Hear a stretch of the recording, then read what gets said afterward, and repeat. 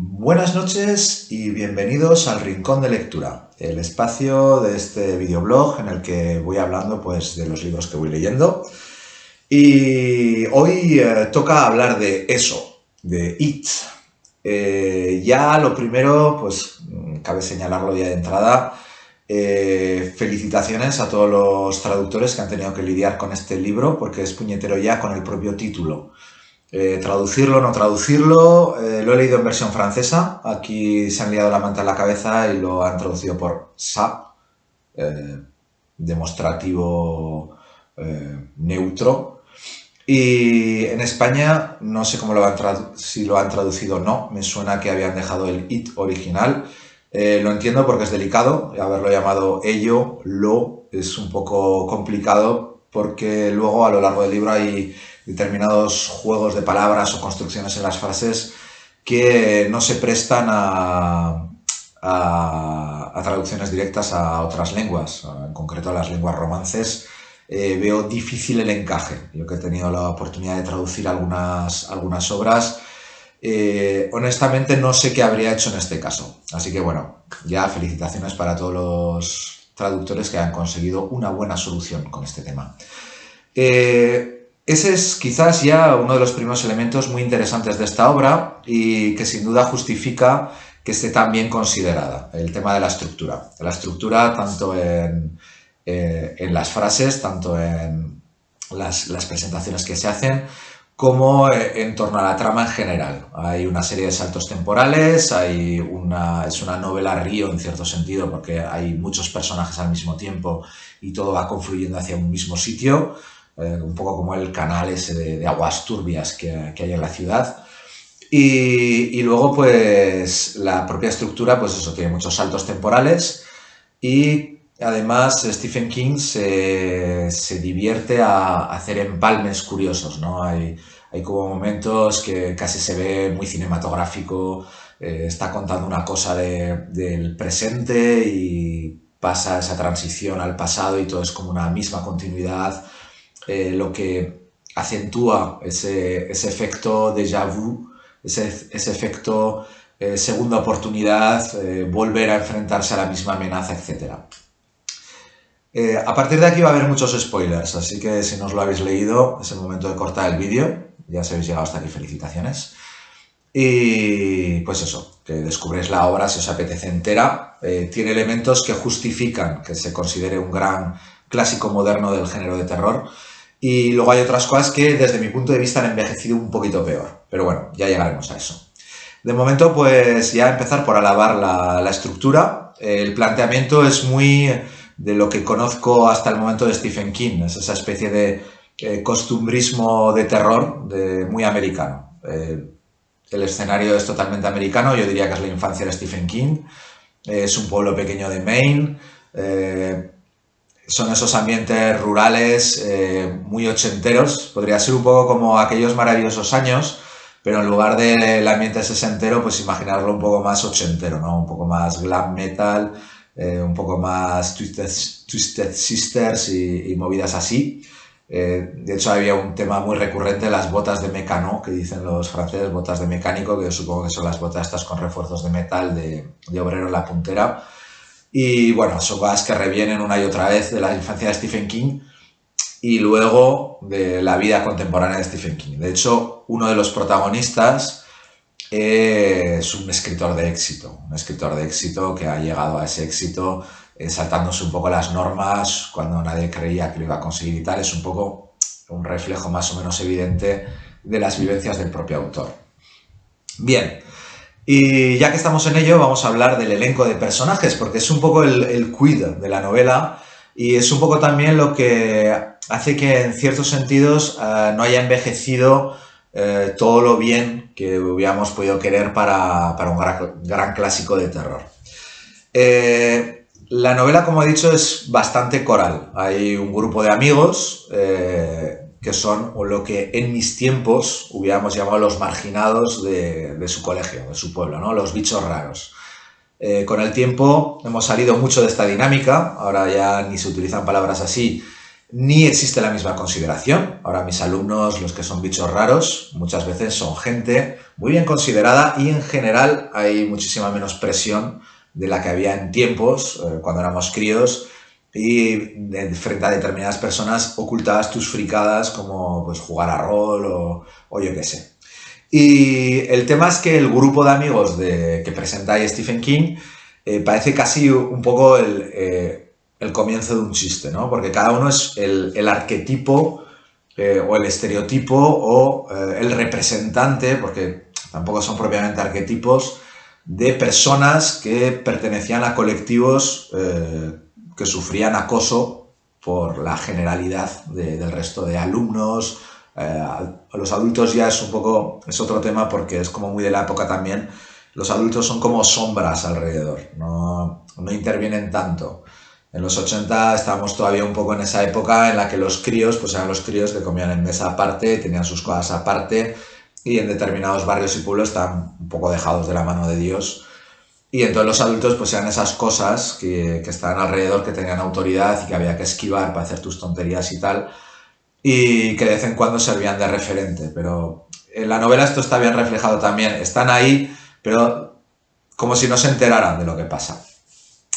Y creo que esa es una sensación muy, muy bien captada de la época. Bueno, como decía, el elenco este es un poco como de coña porque tienes al tartamudo, el gordo, el negro, el judío, el friki de los pájaros y es un poco como... Y la chica, evidentemente, porque también es un poco como la idea de colectivo, la niña que juega con niños, el garçon manqué que dicen aquí en Francia. Son arquetipos de una época y curiosamente yo creo que en su momento esto tuvo que ser precisamente una reivindicación, un poco decir, vale, estamos acostumbrados a los protagonistas guays y aquí vamos a coger a los que normalmente los ponen mal en las pelis y en las series y en el imaginario popular y van a ser ellos los protagonistas y van a ser ellos los héroes y el lector va a empatizar con ellos. Esto ya no sé si es porque Stephen King en su época ya fue un niño de estos a los que señalaban con el dedo y quiso reivindicar un poco sus propias vivencias, o por una sensibilidad de decir, ok, hay colectivos a los que se está tratando mal en la época y yo los voy a poner delante, ¿no? De hecho, los abusones son los grandes malos de la trama en el momento infantil. Y esto también es algo que poco a poco se supera también. Hay mucha sensibilidad ahora con el acoso escolar, con el bullying, etcétera, pero también se evita el criminalizar al abusón de toda la vida, porque el abusón de toda la vida, y esto también se ve en la novela, es también alguien que ha sufrido a su vez, es alguien que transmite, es una correa de transmisión, es un eslabón de la cadena. Entonces, ya la novela en sí, yo creo, es mi opinión como lector, que partía de un punto de vista reivindicativo. El problema es que, siempre lo de la contextualización de una obra cuando han pasado a lo tonto modorro pues sus buenos 30 o 40 años. Hay que volver a leerla con los ojos de la época si queremos sacarle todo el jugo, y eso no quiere decir que tengamos que comulgar con todo lo de la época. El propio concepto de que la chica y el afroamericano, el negro, sean colectivos vulnerables, eso es algo que hemos superado, ¿no? Ahora, ya no les llamamos ni minorías, porque también es un poco absurdo llamarles minorías cuando son gran parte de la población. Sí que son colectivos que han estado en el punto de mira y siguen estando en el punto de mira de otros colectivos, por desgracia, y sí que hay que seguir trabajándolo. Pero sí que hay elementos que en un momento dado, como lector contemporáneo, nos pueden resultar chocantes. Ya a mis alumnos el tema del niño de origen judío, que ya en la propia novela él no sabe muy bien qué quiere decir ser judío, habría que explicárselo. Y yo tengo alumnos que cuando tuvimos el atentado de Samuel Paty, les pregunté si sabían qué religión era la religión oficial en Francia, una pregunta trampa, porque Francia es un país laico, y yo esperaba que me dijeran, pues, católica, ¿no? Y explicarles que no es la religión oficial, es tradicionalmente, Francia es un país católico, pero tal. Y no, para mi sorpresa, la primera respuesta que obtuve es que Francia, la religión oficial es el judaísmo. Y ahí me quedé como muy loco. Pero es que otro alumno le corrigió y le dijo, hombre, no seas bruto. Francia es un país ortodoxo. Y yo ya ahí, bueno, te das cuenta de hasta qué punto, al menos en Francia, el tema de la religión se ha perdido enormemente y hay un desconocimiento total. Entonces, bueno, ya el protagonista judío, pues ya yo supongo que habrá lectores contemporáneos que no sabrán muy bien de qué va el tema. Igual les suena lo del holocausto y tal, pero hasta ahí, ¿no? Y luego el tema del gordo. El niño que es obeso, tiene sobrepeso, porque tiene unos ciertos problemas familiares y tal. Y para mí lo más chocante del tema es que hay como una especie de redención, ¿no? Cuando llega a la trama contemporánea, se ha vuelto un cachas, ¿no? El tío se ha vuelto un hombre fuerte y musculoso. Y esto en sí mismo parte de una buena intención, pero hay como... Yo entiendo que para la sensibilidad contemporánea ya empieza a haber unas ciertas aristas. Pero ya el tema de la arista máxima llega con el papel de la protagonista, Kimberly, creo que se llama. Soy muy malo para acordarme de los nombres de los personajes, ya perdonaréis.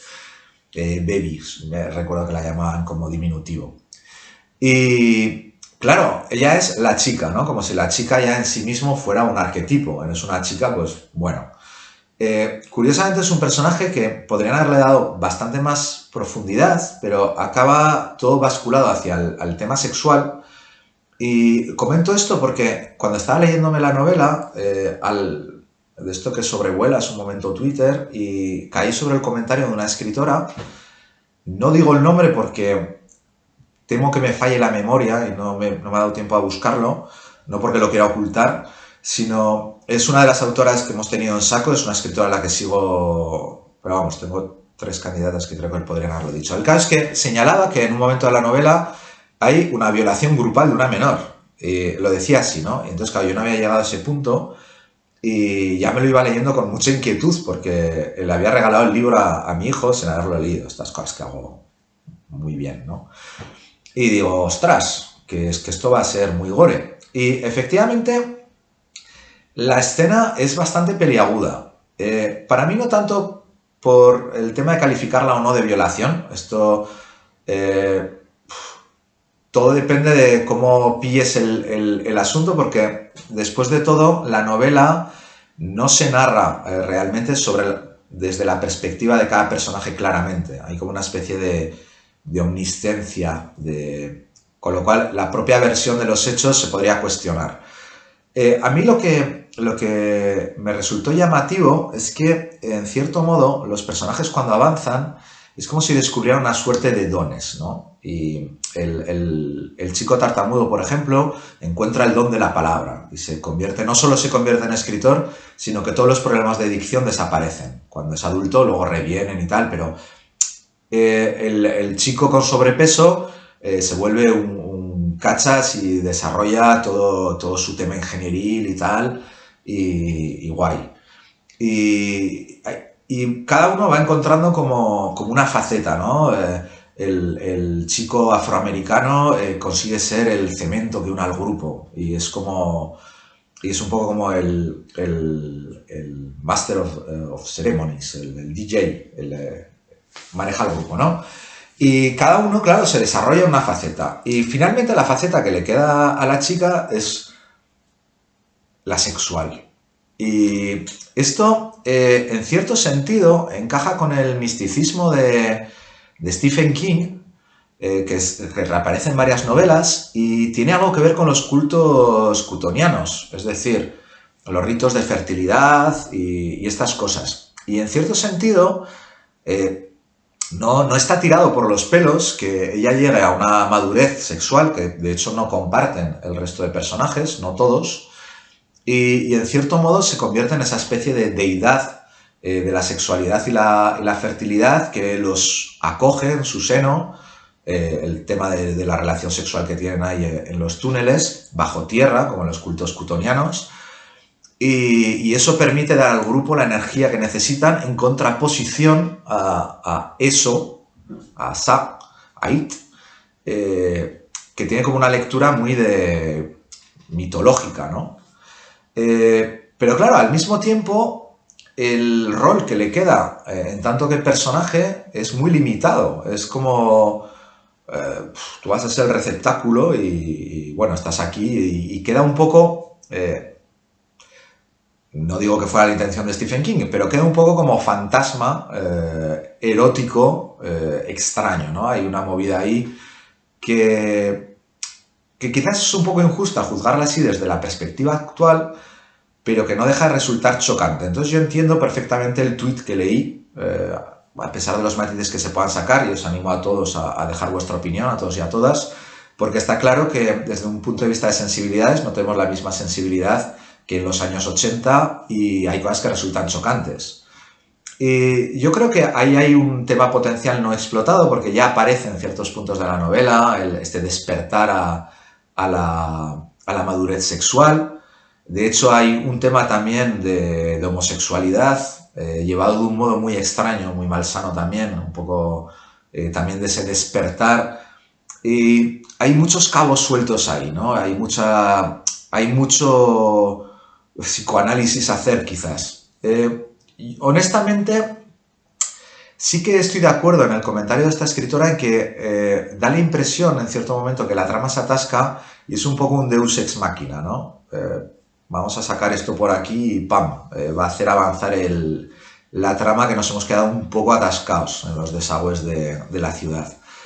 Creo que hay una arista ahí que dentro de la trama argumental no terminó de cuajar, sobre todo porque hay un momento de desdoblamiento entre la actual mujer del escritor y el viejo amor del escritor, que es Kimberly. Y entonces ahí también hay una especie de movida extraña porque Kimberly, creo que es Kimberly, debería ser un personaje como el resto de los miembros del grupo y en cierto modo acaba supeditado al resto del grupo y en particular al escritor, porque se desdobla con la mujer que tiene, con la actriz. Y por eso digo que hay como una serie de aristas ahí que entiendo que merece la pena una cierta reflexión al respecto. Luego tampoco creo que la intención de Stephen King fuera realmente o exclusivamente de buscar un erotismo en el sexo grupal. Creo que realmente está ese lado mitológico ligado a los cultos de la fertilidad y a estas movidas porque, como digo, toda la novela es un poco mística también. Está al lado de la tortuga. Lo de la tortuga a mí me ha matado muchísimo porque no podía evitar acordarme de Mundo Disco y de Terry Pratchett. Pero claro, en su día tampoco tenía esas referencias y la tortuga dentro del misticismo existe, no es algo que se sacara del sombrero. Y luego está el tema también, que también tiene unas cuantas aristas, de que It se acaba revelando como una especie de araña, como una especie de deidad femenina. Y hay un momento así como muy alien, ¿no? Va a criar, ¿no? Como es una hembra, va a criar. Y yo creo que esto también tiene su ligazón precisamente con toda esta idea de los cultos cutónicos, de la fertilidad, etc. Sería la deidad maligna, venía del espacio alienígena, en contraposición a la deidad positiva, la deidad de la buena fertilidad, que curiosamente está un poco ligada también con el amor libre. Creo que también está un poco ese fantasma de la época, de los nacidos en los años 60, ligado al amor libre, al tema hippie y tal. Entonces, yo creo que hay bastante que rascar y no creo que sea un elemento que haga bascular totalmente la novela hacia el lado oscuro. Creo que hay lecturas ahí que pueden ser perturbadoras, pues como lo son también las novelas de Bukowski, de Henry Miller o incluso Drácula. Y hay otras cosas o las de Anais Nin, que también hay cosas que también las lees ahora y te quedas un poco flasheado. Pero es normal, porque hay una evolución en la mentalidad de la sociedad. Pero sigo pensando que es una novela que tiene muchos mimbres para reclamar un puesto como novela importante dentro del tema del terror. Y hay uno que no he comentado todavía, es el tema del horror cósmico. Para mi sorpresa, porque yo conocía pues, lo de Pennywise, el payaso y tal, yo pensaba que íbamos a estar con una novela del Coco, de Asustaniños, y finalmente hay un lado de horror cósmico muy marcado, y que creo que es muy acertado, porque bebe mucho de las fuentes de Lovecraft en cierto sentido, es todo muy ominoso y muy exagerado y muy excesivo y el fin del mundo y tal, pero al mismo tiempo lo reelabora a través de toda esta mitología de cutónica, como decía, pero también del tema mitología contemporánea, de leyenda urbana. De leyenda urbana, además, a través de los ojos de los niños y con todo este retrato social del terror contemporáneo y de la... Joder, ¿cómo se dice? Del retrato social de la sociedad americana de la época. Porque eso es impagable. Yo he leído también novelas costumbristas de la época y está muy bien calado. E incluso los que vivimos al otro lado del charco reencontramos elementos. El tema de las bicis, el tema de las casas abandonadas. Ahí hay material, ¿no? Y hay elementos muy buenos en la novela.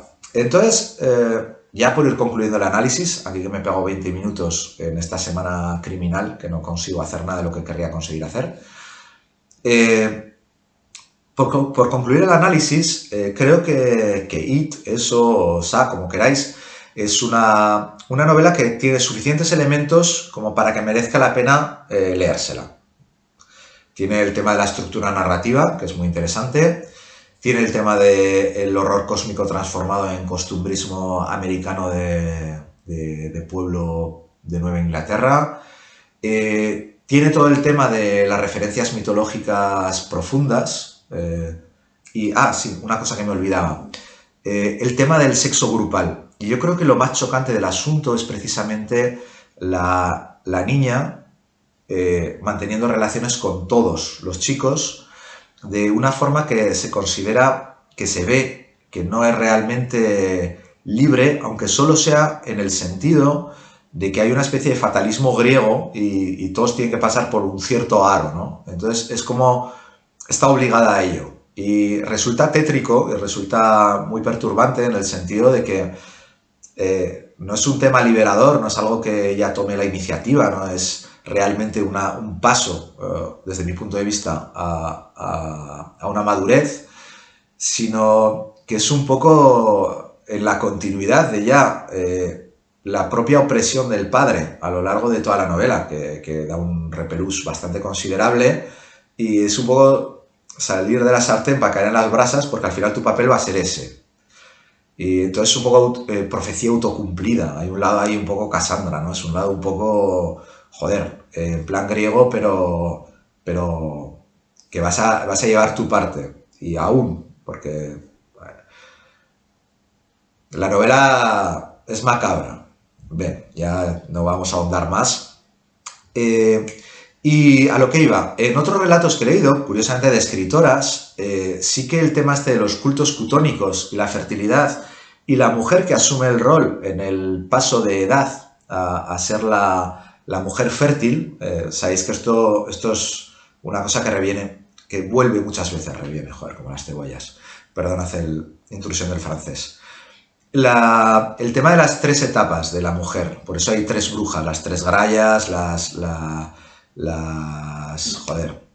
moiras, el tema del trío de mujeres en las tres gorgonas, viene con frecuencia porque con frecuencia la mitología de la bruja tiene esas tres etapas, la niña, la mujer fértil y la anciana, la mujer que ya no es fértil, son como las tres facetas de la mujer en torno a la fertilidad, porque volvemos a esa idea de los cultos cutónicos.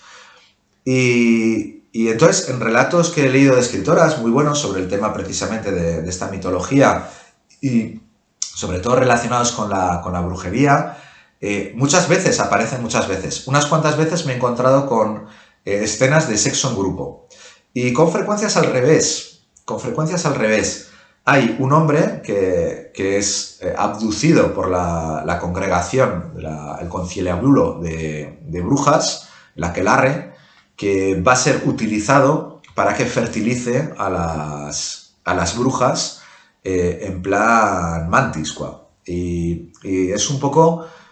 claro, ahí el planteamiento es distinto. El planteamiento, el cómo se lee es distinto. Pero no deja de ser interesante. No descartar directamente, quiero decir, el horror tiene eso, el horror tiene ese lado duro en las lecturas. Yo creo que es interesante analizarlo.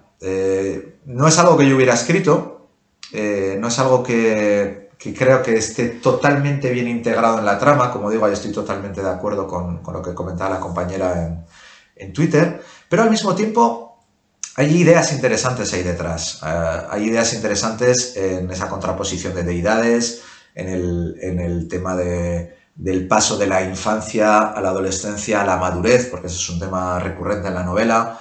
Y aunque quizás para nuestra sensibilidad contemporánea no esté totalmente bien explotado o tenga sus aristas, como digo, no deja de ser una novela que creo que tiene mucho interés. Creo que merece la pena leerla.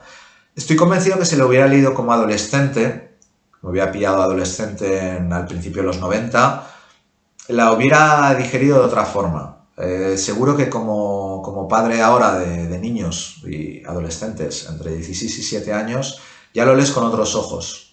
Ya tienes la infancia vista mucho más atrás, como debió tenerla Stephen King cuando lo escribió. Y como profesor también te plantea cuestiones. Y creo que eso sí es bueno. Creo que es bueno que nos planteemos muchas cuestiones. Así que nada, tenía ganas visto que no estoy consiguiendo hacer las cosas que quería hacer esta semana para la editorial, quería al menos retomar un poco el ritmo de los rincones de lecturas y me he dicho, From the Lost to the River, de Perdidos al Río. Me voy a liar la manta a la cabeza y vamos a hablar de un libro polémico, un gran clásico que además seguro que habrá un montón que se lo han leído. Así que si habéis aguantado este tochazo de análisis de 20 y pico minutos, de casi 27, os animo a dejar vuestras opiniones. Sabéis que yo soy partidario de los intercambios de opiniones, creo que es enriquecedor. Y eso, a ver cada una, cómo ha vivido la lectura de la novela. Las adaptaciones al cine no he visto ninguna, pero bueno, también puede ser interesante que deis vuestro punto de vista al respecto. Cuidaros mucho, nos leemos y espero retomar un poquito mejor el ritmo la semana que viene, que habrá acabado mi guardia. Cuidaros mucho.